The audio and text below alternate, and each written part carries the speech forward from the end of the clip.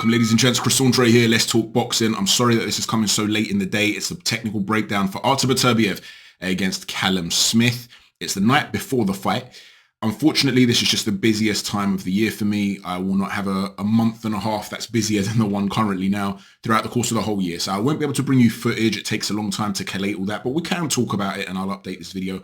And hopefully I get to hear from all of you guys who share your opinion as to how this fight will turn out. I find it interesting because just anecdotally speaking, on my timeline on Twitter, I could say that initially a good 90% of the people on my timeline that were offering a pick were picking Callum Smith, the underdog, to win this fight. When I then mentioned this on Twitter, you had a whole bunch of people saying, "No, Chris, there's no way I'm picking Beterbiev." And it seemed like it swung like a pendulum towards the other side. So in terms of the majority of the picks, I think it edges towards Beterbiev. But there are a lot of people who are picking Callum Smith. Initially, obviously, it was just a very vocal minority that I was seeing, but it's a significant minority. I'd say a good 35 to 40% of people are very bullish on the fact that they think the time is right. And you're hearing this from a lot of fighters as well, pro fighters. So let's talk about this. What chances does Callum Smith actually have? Before we get into this, let me refer to another couple of fights that I've covered here in the past to try and give you an idea of where I'm going with this when I'm analysing this particular fight. Artur Beterbiev is a guy that is a shorter fighter who's very, very good at getting on the back foot, rotating around the ring, making you fall short, and then jumping in with his own lead power shots. When he's on the front foot, the way in which he seeks to close range often, rather than just walking you down, is to come in and use some feints with the way that he puts his weight on that front foot. And he'll threaten to launch by putting his weight on that front foot and then pull out. Other times he'll come in and then launch. This is very similar to Mauricio Lara and at times Canelo Alvarez. Canelo's a lot more shrewd with the way he does it than someone like Mauricio Lara. But the concept is I'm a shorter guy who's a puncher and I can't just outreach you from range. So I'm going to often change the level, come low, so that if you're going to try and punch me when I'm low, you're going to have to punch downwards, right? So that instantly brings me closer. As you're trying to punch downwards and I'm launching up with a shot, that ability to coil and launch up means I'm going to produce a lot of power. It also means I can spring in and jump into you and essentially close the range more quickly. Now, when Mauricio Lara was going to fight Leigh Wood in the rematch, after he'd already knocked Leigh Wood out, I was very, very bullish that Leigh Wood was going to win the fight. The reason is that Leigh Wood was very, very good at being able to take half a step back and use long power punches. So the minute that tail comes in of Mauricio Lara leaning on that lead foot in order to launch the attack, he could take half a step back and start to time him. And if he doesn't get greedy like he did in the first fight, he can make it a very comfortable night. Now, in addition to that, it leaves Mauricio Lara open to certain specific punches, one of them being a left hook, another one being an uppercut as he leans forward, another one is simply half step back and a backhand down the pipe. Now, another fight that I was speaking about where, again, I was very bullish on the outcome. Again, it was a time when nobody was picking the guy that went on to win, or very few were, was when Bivol was going to fight Canelo Alvarez. And I was saying, if they're both at their best, I cannot see how Bivol loses the fight. Now, in retrospect, a lot of people would turn around and say, yeah, well, I would pick Bivol to beat Canelo comfortably in the rematch. But ahead of the first fight, a lot of people were laughing at that.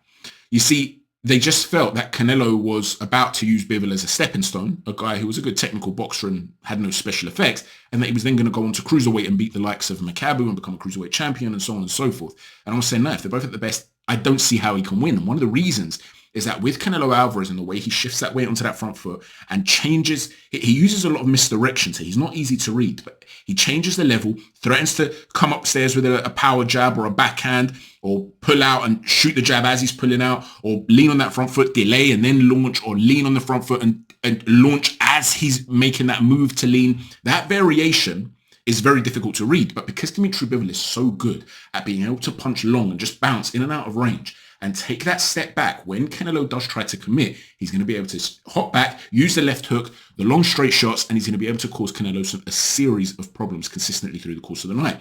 And I was bullish on that, even though I felt he would probably get robbed. I felt that he would win the fight if it was fair.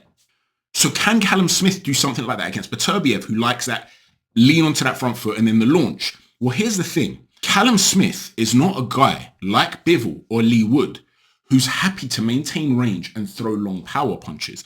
Although Callum Smith is tall, he often gives up his range. He's a big, tall fighter that likes to fight up close.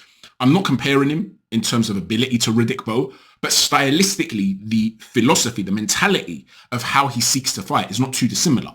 Riddick Bowe was a lot more sort of an inside fighter. He'd like to lean on you as well. You don't really get that as much with Callum, but what I mean is Philosophically, they're big men who are not thinking about maintaining range. They want to come in close and throw powerful short shots.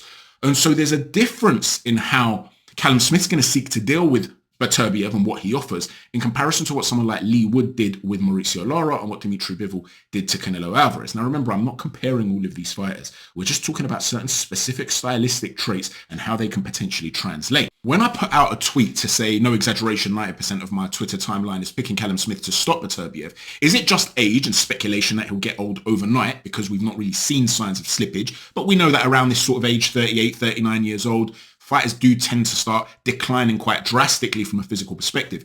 Is it just the speculation that that could happen? Or do you believe that these people that are picking Callum Smith have seen something technical in the Beterbiev yard fights or potentially the Smith Border League fights? And the Smith Border League fight's interesting. We'll talk about that in a moment. But at Boxing Locker, who you can find on Twitter and also on Instagram, by the way, where he's got a massive boxing page. He does boxing drills and stuff like that. He's a British Board of Boxing Control licensed pro trainer as well. So check him out. He messaged me and he was saying that Smith's range could be advantageous or his downfall, as could his height. If Beterbiev can get inside the Smith stick, he will destroy him. And I said, okay, but does Smith ever maintain range though? I mean, I understand what you're saying. His range could be advantageous or his downfall, but it could be advantageous. But when do we ever see him maintain range? And at that point, bear in mind, he's picking Beterbiev. He thinks Beterbiev will win the fight. He actually sent me a quote from Dimitri Bivol. And Bivol says, and I quote, Smith lets his opponent come too close. He's tall, but he lets them close. Beterbiev likes that, which just reinforces my position, basically. And you saw this in the fight against John Ryder. You saw it against Canelo Alvarez. When they lean forward and they're ready to come into his zone, he tends to stay quite tall, cover up, lean back sometimes on his heels. If you get him up on the ropes, he'll lean back on his heels. And from there, he can throw a very vicious left hook or straight right hand. So he's a heavy-handed guy. There's no doubt about it. There's a threat with Callum Smith. This isn't a guy that's a bum. But I'm not sure Beterbiev is going to have a problem with actually seeking to get close and being able to manage it.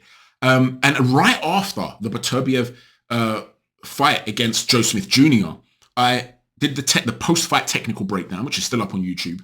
And I was saying how he looked brilliant and he did look sensational and monster against Joe Smith. But there are areas that Anthony Yarde will be looking at, and Bivol, but even Anthony Yarde will be looking at and thinking, I can exploit something here. And one of those things is the fact that he will run red lights. He'll often, as he's backing out, not only will he sometimes lean on that front foot to launch in. Sometimes he'll run in and cross his legs and square up on entry. And if you're just looking to take that half a step back and your name is, say, Anthony Yarde, you could be looking for one of your pull counters. You could be looking for a check hook. And he had some success with these shots against Artur Beterbiev. So it wasn't so much about slippage. It was the fact that he's a very athletic guy, Anthony Yarde, and he was able to lure him onto certain shots. And so when you consider that often when Beterbiev does that and he leans on that lead foot and he's going to lead with a power jab or he's going to come with an over-the-top shot, sometimes that right hand strays low. So imagine as I lean forward, the right hand strays low, I'm open to what? A left hook. So there's a real possibility that in the first few rounds, he does walk onto a big Callum Smith left hook. He's open for that shot.